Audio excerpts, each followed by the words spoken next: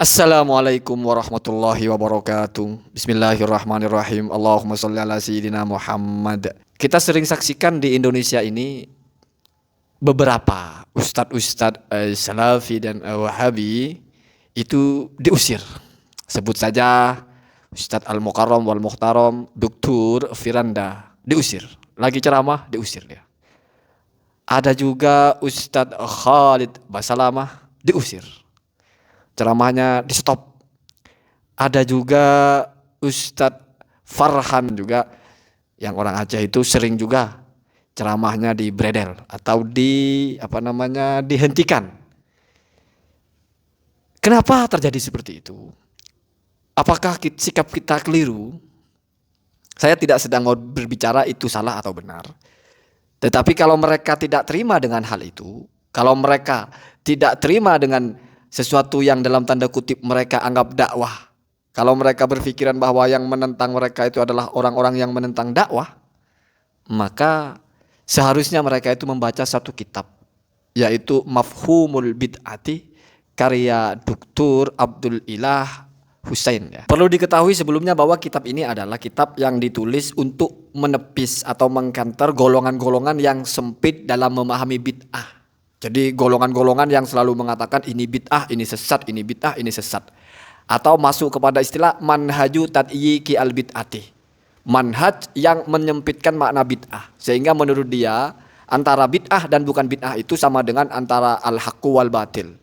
Jadi sunnah itu al-haqqu, bid'ah itu al-batil. Secara mutlak itu. Pokoknya kalau bukan sunnah pasti batil, pasti bid'ah. Seperti itu.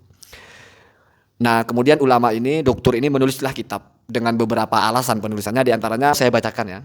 Tsumma ja'at al-lahdatul khamisatu allati in syaraha sadri indaha li ta'lifi hadzal kitabi. Faqad ja'ani dzata yaumin min ayyami syahri rabiil awwali min ami alfin wa arba'imiatin wa thamaniyatin wa ishrina. Adadun minal ikhwati.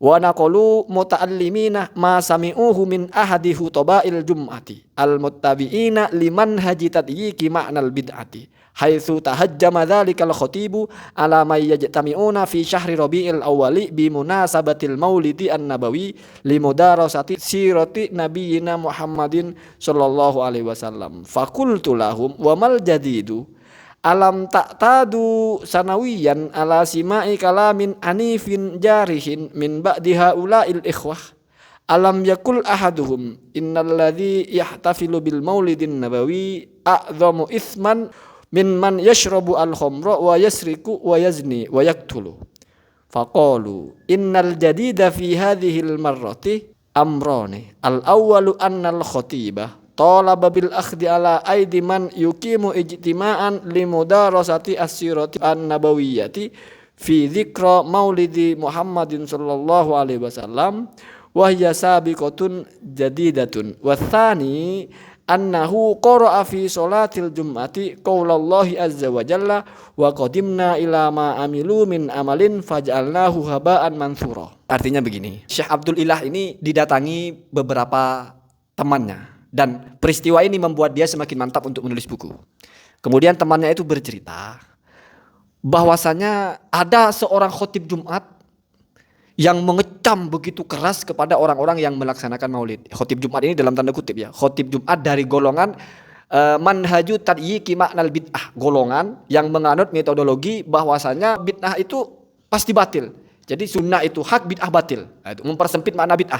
Jadi anti bid'ah hasanah lah seperti itu. Ya salafi wahabi lah. Kemudian mendengar cerita yang disampaikan tadi, si Syekh ini, si Abdul Ilah penulis kitab ini bilang, lalu apa yang baru dari yang kalian ceritakan ini? Jadi si Syekh ini menganggap itu bukan sesuatu yang baru. Ketika teman-temannya bercerita itu, Syekhnya ini bilang, itu kan bukan hal yang baru gitu. Bukankah sudah terbiasa kita dengarkan semacam itu? Kalian juga sering mendengar seperti itu. Penceramah-penceramah dari golongan-golongan yang berpikir sempit tentang bid'ah ini. Di mana di mata dia itu kalau bid'ah pasti sesat. Yang benar hanya sunnah. Selain sunnah pasti bid'ah dan bid'ah pasti al-batil. Jadi membagi cuma dua saja. Al-haqqu wal batil. Sunnah dan bid'ah.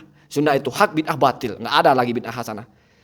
Dan sudah biasa juga mereka mengecam orang-orang yang melaksanakan maulid Nabi. Bahkan salah satu dari mereka mengatakan orang yang melaksanakan maulid Nabi itu lebih besar dosanya daripada orang yang minum khamr, orang yang membunuh, orang yang mabuk, dan orang yang mencuri. Lalu apa yang baru dari yang kalian ceritakan itu? Gitu.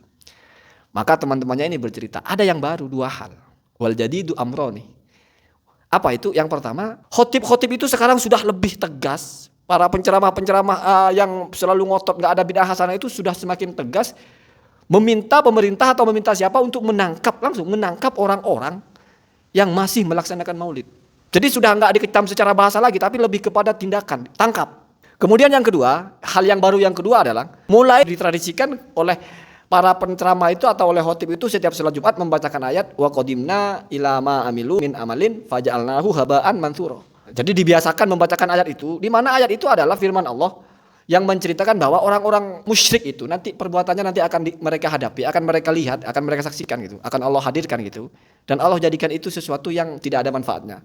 Faj'alnahu haba'an mansura. Maka kemudian kami jadikan itu sebagai debu yang berterbangan saja, tidak berguna apa-apa.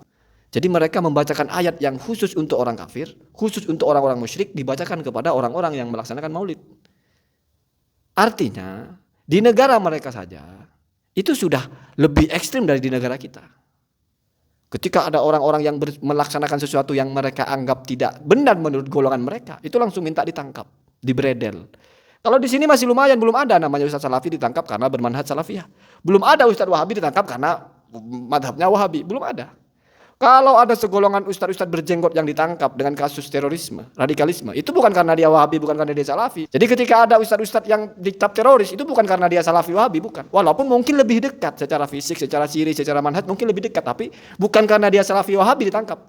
Tetapi dia ditangkap karena yang melakukan tindakan kriminal, tindakan terorisme. Itu ada pasal-pasalnya. Bahkan ada merakit bom lah atau bom bunuh diri, itu lain. Jadi seperti itu. Di negara kita sudah bagus, hanya disuruh hentikan dakwahmu. Itu pun tidak semua, hanya sebagian kecil. Daripada di tempat lain ditangkap. Ditangkap, tidak boleh berdakwah lagi. Tempat kita enggak. Diusir di satu tempat, dia masih bisa di tempat lain. Apakah langsung Ustaz Firanda berhenti berdakwah? Enggak. Walaupun sudah diusir di satu tempat gitu. Apakah Farhan Furaihan berhenti berdakwah? Enggak, tetap aja terus. Walaupun pernah diusir di satu tempat. Apakah Khalid Basalam lalu berhenti berdakwah karena pernah diusir, pernah dihalangi, pernah dihentikan ceramahnya? Enggak. Jadi masih lumayan di negara kita ini. Kita masih sangat toleran kepada orang yang berbeda. Tetapi tetap saja pada akhirnya mbok yo lebih berhati-hati. Anda masuk di kawasan di mana di sini orang berpikir maulid itu sesuatu yang baik. Di sini Anda orang punya amalia tahlilan, punya amalia tawassul. Anda masuk ke situ lalu keluar bid'ah itu maulid itu bid'ah, masuk neraka. Ziarah kubur tawassul itu syirik. Ya siap-siap aja dengan resikonya. Kenapa? Karena kalau kita memasuki satu daerah lalu kita berbeda sendiri, pasti kita akan diserang. Itu sudah biasa. Nggak bicara benar salah dulu, apalagi masih masalah ihtilaf. Masalah anggap sama-sama benar, hanya berbeda. Semoga ada manfaatnya. Assalamualaikum warahmatullahi wabarakatuh.